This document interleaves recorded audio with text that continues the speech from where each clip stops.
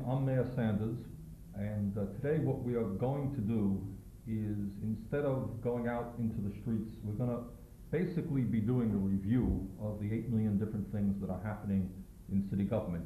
Generally speaking, I like to use this program to go out, interview people who are working on special projects, and do a wide variety of things, but there is so much going on now that I think it would be effective and worthwhile if we just concentrated on those things right now. My guest today, to keep the discussion alive and stimulating, is George Thabault, and George is my assistant and has been, how long, George? 14 months. And counting every day. George is a former alderman from Ward 5 in Burlington. Grew up in Winooski. And how long have you been living in the big city, George? Probably about 15 years. 15 years. You have transition completed out here, think you're feeling comfortable? Okay, and George is familiar as I am with all of these programs because he gets involved in virtually every one of them. Let me just start off by reviewing some of the major projects that are taking place in the city right now. Probably one area where we as a city have been putting as much energy as anything else since I've been mayor is in the whole question of dealing with the city's infrastructure. The truth is that before I was mayor, the infrastructure in the city was not in terribly good shape, and there really were not the plans on board that there should have been to deal with those very expensive and enormous problems. Let me just touch on three areas that I think we're making significant progress on. Number one is streets and sidewalks. I would say now that we're over 50% completed with the repaving project. And as people will recall, our goal was to undertake a project which we thought would be about 7 years, in which we would essentially repave and rework every street and every sidewalk in the city which needed work. And people will recall that not so many years ago, the streets really were in a disastrous shape. I would say what do you think, George? We're 50%? We're more than 50%. Close to it, yeah. Thank you, George. We have the big project on North Avenue. It's going to be done next year in conjunction with the sewage improvements. So that'll be a big piece of road work too. Right. Some of the work that has not yet been done can't be done until we do the sewers, because obviously we're not going to pave the street. And so the one on where North Avenue and some streets, some side streets along North Avenue will be a major piece of work, an $8 million project with sewers and then a complete repaving of the North Avenue area with new sidewalks from basically from around Burlington High School out to the end of North Avenue. Okay. I would say, though, I think virtually every major artery in the city now has been pretty much dealt with. The Pine Street was dealt with. Pine Street, Main Street, Pearl Street, Shelburne Road, Winooski Avenue this year. And some sections of North Avenue, too. So. Right. So I think we have gotten most of the major arteries. We have gotten a lot of the side streets. We have done tremendous amounts of sidewalk repaving, all of it done to make it handicapped accessible. So I think we are making some real progress in that area. The second area of major infrastructural concern, if you like, is the solid waste problem, which deals with the landfill. I think everybody knows that up until a few years ago, at least, our landfill was not being run as well as it might have been. And I think we can say that since Public Works was formed, we now have that situation pretty well under control. The landfill now, I think, and from what people tell me, state people tell me, is being run as well as any landfill in the state. And more importantly, we are in the process of phasing it out. And the estimate is what, between 12 months and? About the middle of 1989 would be the end close date. Okay, so there's some option there, and as I think many people know, the city is now looking at a couple of options as to where the new landfill will be. It will not be in the city of Burlington.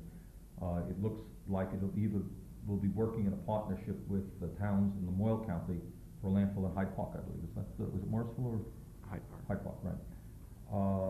Or else doing something with communities here in Chittenden County. But we will be out of the landfill in a year and a half. And in fact, just this week, we announced to me what is just a very, very exciting project uh, through which the landfill will be converted into a very, very beautiful public park. And what we have there is 25 acres of land that for the last 30 years or so has been a landfill. And the thoughts are now to be making it into a major inner city park, which to me is really exciting, because you're going from something which has been an eyesore to something which will be really a major improvement, I think, to the community.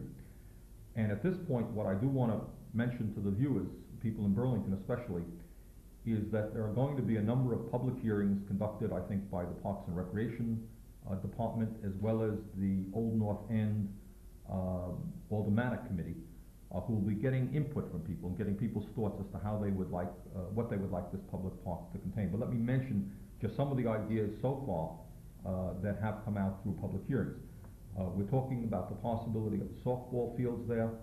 We're talking about the possibility of tennis courts, of basketball courts, and both the tennis and basketball courts could be lit at night. Horseshoe complex with about a dozen different pits, hiking and cross-country trails, as well as jogging and fitness stations. And then, to me, what is perhaps the most exciting aspect of this whole thing, we're talking about a hill which could be used for downhill skiing with a rope tow.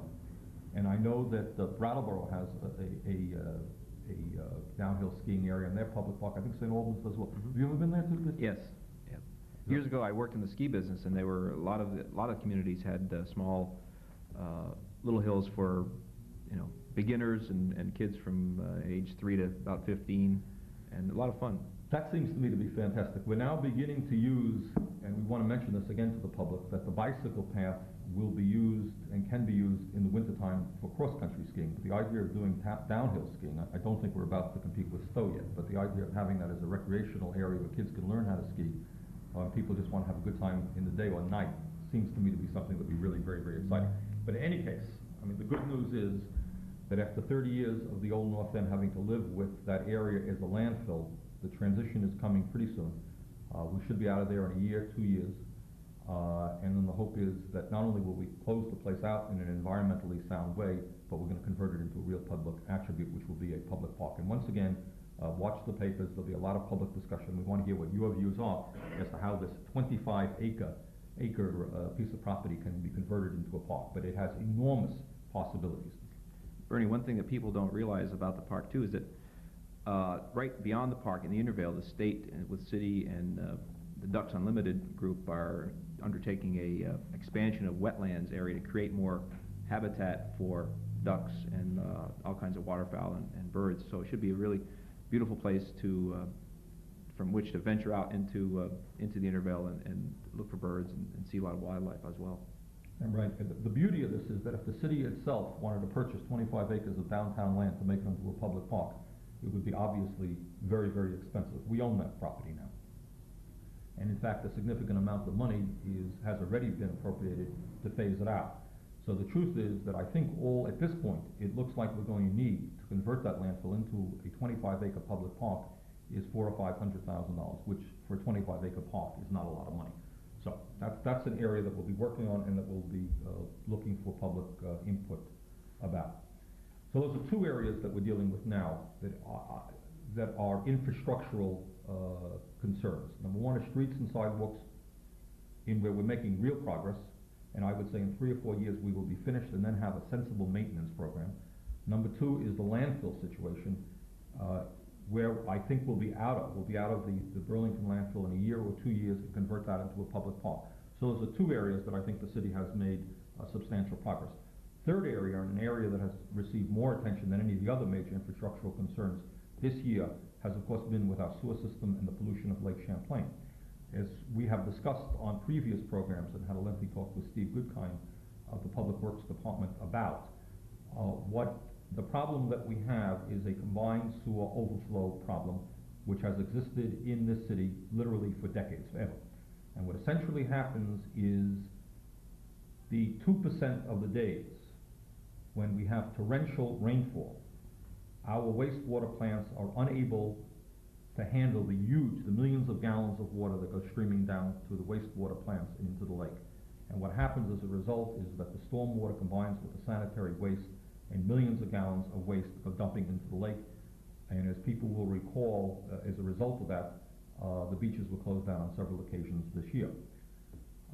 As I think people also know, that in the fall, the city entered into prolonged discussions and negotiations with state government, and out of that came an agreement which will call for shared federal, state, and local funding for a major sewer improvement program to deal with this problem that has gone on for decades.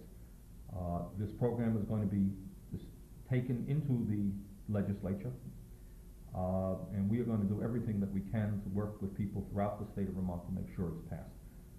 Some people, I think, have maybe been reading in the papers that some members of the legislature saying, well, it's too much money for Burlington. Well, it's not Burlington that's going to be the recipient or the beneficiary of this program. The goal is, of course, is to make sure that this Lake Champlain, which is the most important natural resource that we have in the state of Vermont, remains healthy and remains vital and alive. And you've got to be out of your mind, in my view, not to understand the importance of that lake.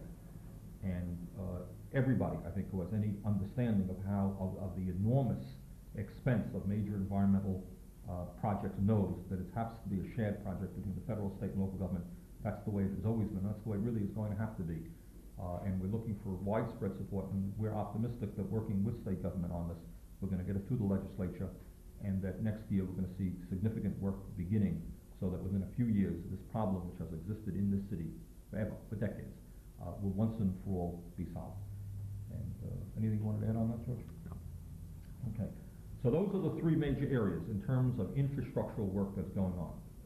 The streets and sidewalks, the solid waste problem with the landfill, and thirdly, our sewer system. And together, that's a lot of money. Those are big dollar items in which the people of the city are spending a substantial sum of money, but it has to be done. The city is not going to thrive. It is not going to be the great city that all of us want to be unless you deal with the infrastructure, and we are making real progress on that. Also, I hope that as the snow begins to fly, people are aware of the snow and ice removal plan published by the Public Works Department. I hope it went out with the Free Press, and it's a very good discussion of what the city is doing in terms of snow removal. And if people would like a copy of it, they could simply write to my office or to the Public Works Department, and we'll be happy to send it to you. But it's a pretty good detailed plan of how we intend to deal with snow removal. And in my view, and we had a couple of weeks ago, we had Brian Osborne, who's head of the street department, on this program. There's no question in my mind that as a result of the recent acquisition of new equipment, we have some of the best equipment available now to deal with snow removal from sidewalks and streets. That as a result of that effort, and as a result of a good plan and a motivated crew, we have guys who are really hardworking, good people, we're going to be on top of the snow situation this year. The one issue that has yet to be resolved, and it's a very, very difficult one, the Board of Aldermen discussed it last Monday night, is once again this problem of the parking ban and how it works. And I should remind people that as of December 1st, the parking ban goes into effect, which means that at midnight, right?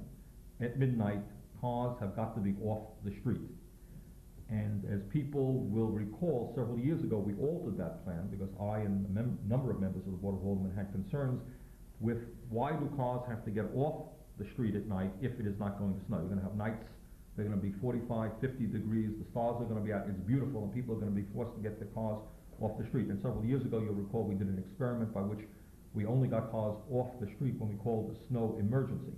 There were problems with that plan essentially having to do that, especially in late winter, people were not getting their cars off the street. But we have not yet solved that problem. And we have gone back to the old plan now, which means that every night cars have got to be off the street so the plows can do their job. It is not the best situation, because it does mean that on occasion people are going to be having to get their cars off when the snow is not there. And we are looking for alternatives. It's not as easy as people might think, but that's the situation that we're in now. Anything you want to add on that, Joe? Well, I think one thing for people in the downtown area, there are 300 spaces in the municipal garage that are available to people either at free or for $15 a month, depending on the time that they want to use them at night, and they would have to get them out in the morning, but it's a nice option for people in the downtown area Right. to take And advantage if my of. recollection is correct, and we'll have more to say about this in the next few days, my recollection is correct, if people get their cars in there late and get them out early, actually it's free. It is free. Okay. Right. Now, the point there is we want to, everything being equal, to make it as easy as possible for people to get their cars off the street. Because we know that for some people, this is a real problem, and so we're working on that one. While we're on the issue of public works, I think those people who follow local politics and city government will know that there has been a debate that has gone on actually in the city for a mere 17 years. Actually, Sam Levin, who's the alderman from Ward 4, was mentioning to me last month that he participated in this discussion something like 17 years ago. And some people say that city government doesn't move quickly. I don't know how they could say that. But, and this issue has to deal with whether or not city government runs more efficiently and effectively if you have smaller separate departments or whether or not you merge. And I think, as most people in Burlington know, in the last couple of years we have made a number of mergers. We have merged the traffic department and the street department and the wastewater department into one department, which is now the Public Works Department. And I think virtually all the members of the Board of Aldermen are in agreement that that has worked effectively and cost effectively and efficiently. The issue now is whether do we proceed with more merger or do we not. And I think actually on Monday night, which will be the day before this program is aired, the Board of Aldermen will be discussing the merger of the Parks Department into Public Works and the Water Department into Public Works. I support that merger. I think essentially if you have merger, you will have the Public Works Department having the opportunity to better utilize its manpower and its womanpower, its people power, in the sense that if you have a snowstorm, obviously you want your resources to go to getting snow off the street. If in the summertime you have thousands of people in our city parks, you're going to want to pay more attention to that. And if you can utilize your manpower to deal with the problems of the day, rather than having 5 different departments marching along, each in its own separate path, I think you'll get a more cost-effective operation. I think it will also be more cost-effective in the utilization not only of the people that we have, but of the equipment that we have. Sometimes I think we're overlapping. The street department will have equipment that in fact could be used by the water department. The water department will have equipment that could be used by the parks department. And if you have a merger, I think you can get better utilization out of those resources. One of the areas, though, that we want to maintain a separate identity is in the area of recreation. It is not our thought to merge recreational aspects of the Parks Department into the Public Works, because we think recreation really is a type of program which should involve parents and children, and elderly people. Those people who benefit from recreation are those people who should help us make the decisions. And I don't see the need to merge them into the Public Works Department. I think they should have their own identity, and that's the program that we've brought forth to the Board of Aldermen. Stay tuned for the meeting on Monday night to see what the board does on that. I should tell you that at this point, generally speaking, it's up in the air, and we'll see what will happen. There is an issue that I have been working on for a number of years, as well as the Vermont League of Cities and Towns, which will be coming up this session of the legislature, and I think getting a lot of discussion and a lot of play, and that deals with the concept of home rule. I think as many viewers know, I and many of us here in Burlington have been extremely unhappy in the last number of years with the fact that on numerous occasions, the people of the city of Burlington have voted for charter changes, a variety of charter changes that they felt was in the best interest of this city. In some cases, they voted for these charter changes overwhelmingly. Most of the charter changes had to deal with breaking our dependence upon the regressive and unfair property tax and developing methods of raising revenue which were fairer and more progressive. And we keep passing these things, and we go down to Montpelier, and under current law, the state legislature has to vote for our charter changes, whether or not they know anything about the particular needs of Burlington. And time after time, the Vermont state legislature has voted down changes that we have brought about to our own charter. Last year, for example, the people of Burlington voted for a real estate speculation tax as an effort to try to control real estate speculation and trying to keep rents affordable in the city. And the legislature said, no, you can't do it. We have voted in the past to have a rooms and meals tax so that those people who come into our city to utilize our facilities will be able to pay something for the maintenance of the services that they receive. Legislature said, no, you can't do that. You can't use rooms and meals money, for example, for education. And I could tick them off. There's just been a number of areas where we have voted good changes. We voted a number of years ago to do away with winter-summer rates for our electric department. Many of us in the city feel that winter-summer rates are not fair. Legislature said, no, even though you own your own electric department, you can't even do that. So what's been happening as a result of the way Burlington has been treated by the legislature, and also by a number of movements on the part of state government which have to do with the attempt to consolidate school districts with mandates that are passed by the legislature and imposed on communities, where the communities then have to pick up the financial burden of carrying out those mandates. And with a whole tendency, it seems, from state government which says, hey, we will tell you from Montpelier what you should be doing. And it really doesn't matter what you people back home feel. As a result of all of these movements, there has grown a strong feeling on the part of many city and town governments that enough is enough. And we want, here in Vermont, what exists in dozens and dozens of states throughout the country, and that is a degree of home rule. And what home rule means is that, and it varies from state to state, but essentially what it means is that everything being equal, the people of a community, the people of a city, the people of a town have a right to make decisions for their own community on local issues without interference from state government, if of course what they do is constitutional and not in violation of state law. George, you want to add anything? No, I think when I was an alderman, I think I was campaigning for one of the more significant charter changes that got defeated, which was the add-on to the rooms and meals tax to fund education. And I found a lot of people very supportive of that, especially senior citizens who had living on fixed incomes and seeing their property taxes go up through reappraisal, really looking for an alternative, and it was very frustrating to have that one defeated. Yeah, I'm not sure that everybody understands that in fact, in the state of Vermont, local government really doesn't have a whole heck of a lot of power. My view from the day that I was elected to today is that the property tax is an extremely regressive and stupid form of taxation for education and municipal services. There are a dozen ways that are fairer to raise money. And in Burlington, we have led the state in a wide variety of ways.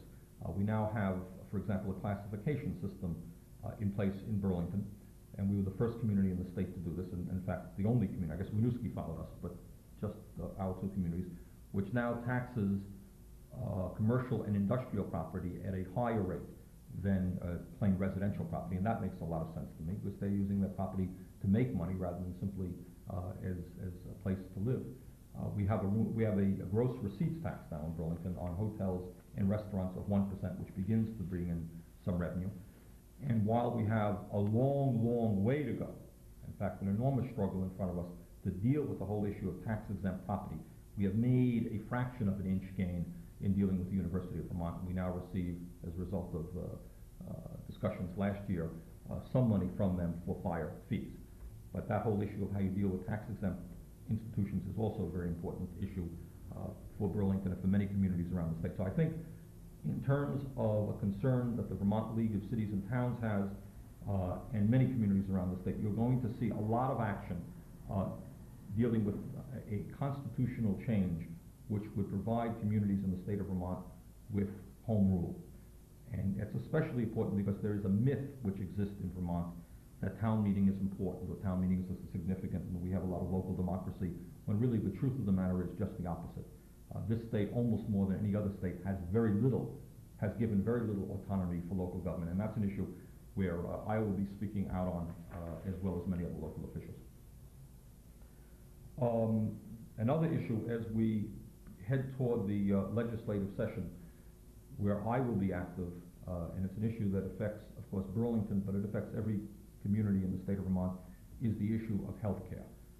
We have put together, as I think many viewers know, a mayoral task force on health care. People have done an outstanding job. There have been 5 public meetings. And essentially the problem is that for many of our people, our senior citizens, working people, low-income people, the cost of health care is just going off the roof. And this is not just a Vermont problem, it's a national problem. The task force has visited Canada on 2 occasions. As you know, Canada has a national health program which varies province by province, but essentially provides universal free health care to all of its people. In fact, throughout the entire world, there are only two countries, the United States and South Africa, which lack that type of program, and this is an issue that we will be doing a whole lot of discussion about. And I know George has been doing a lot of work on that. George, anything you want to add on the healthcare issue? Well, I think the task force is right now working on its final report, and we'll have a draft to circulate among the members and perhaps ready in early January for distribution to the legislature, which is going to be dealing with a lot of health issues this session, according to all sources. So that hopefully that'll help them in their deliberations. Okay, just very briefly, we're running out of time. I want to touch on a couple of other issues that we are working on. We are working on the whole question of childcare. That is, again, an issue of national proportions, crisis situation nationally. I picked up in the paper just the other day, there was an article in the New York Times which suggests that finally the federal government, I suppose, is beginning to talk about providing money for states and localities. We've got to do something about childcare. The cost of childcare is very, very high. The average working family cannot afford to spend, 1/3 of their income that they make per week providing childcare for their kids. So there's a lot of discussion going on. We have a task force on that. We will have some recommendations. My guess is in 2 weeks to a month. But I want to see Burlington take the lead on that statewide, as well as perhaps even nationally. It's a serious problem. We intend to deal with it effectively. We have established, as I think people know, a program to get us into a sister city relationship with a city in the Soviet Union. Just the other day, last week, I was at a lovely function at Burlington High School in which the kids who had come back from a trip to the Soviet Union, some kids who were doing some concerts there, had just returned. And as you recall, the spring it was, I believe, young people from Leningrad had come to Vermont. They had put on a beautiful concert at Memorial Auditorium. So we're going to pick up on the excellent work done by people in Project Harmony and see if we can develop an ongoing exchange program, and in whatever various types of approaches, make contact with the people in the Soviet Union. My own view is that at a time when this world is spending probably $1 trillion a year on weaponry and ways to kill people, having people get to know each other on a face-to-face basis, on a human level, will go an enormous distance to breaking down the barriers of mistrust and hatred. You don't have to like people, but you have to understand them and know them. And I think the more we do that, the better and safer this world is going to be. And we'll need as much citizen participation in that project as we possibly can have. 2 weeks ago, we had Martha Whitney on, who is head of who's working with us on the affirmative action program in the city, and we will have something on the Board of Aldermen dealing with affirmative action throughout the entire city for women workers within a couple of weeks, and you'll be hearing more about that one. The city continues to be active in its opposition to the Pyramid Mall, and that is going to be a very difficult, long, drawn-out fight.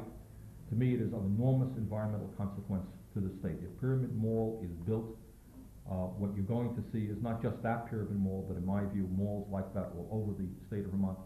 And with that, I think you're going to see traffic problems in the rural areas, you're going to see air pollution, you're going to see water pollution, and you're going to see a real threat to the life of major cities and towns in the state of Vermont, all over the state. When we talk about maintaining the extraordinary environment and the beauty of the state of Vermont and the special quality of the state of Vermont, don't ignore urban life. I mean, we say, oh boy, it's the lake, it's the mountains, it's the hills, it's the farmland. It is all of that. But if the cities and towns go, and the commercial activity in the cities and towns disappear, all of that's going to spread out into the suburbs, into the rural area, and we're not going to see a distinction in years to come from rural life to urban life. It's all going to be a blur, a sprawl. So I think that this issue of Pyramid Mall is it's a pivotal issue as to how the state of Vermont goes, and it's especially pivotal as we discuss the whole question of growth. And if we're concerned about responsible growth, I think we've got to do a lot of thinking before we support our Pyramid Mall. I think we're running out of time. I want to thank George Thabault and all of you for watching. We'll see you again next week.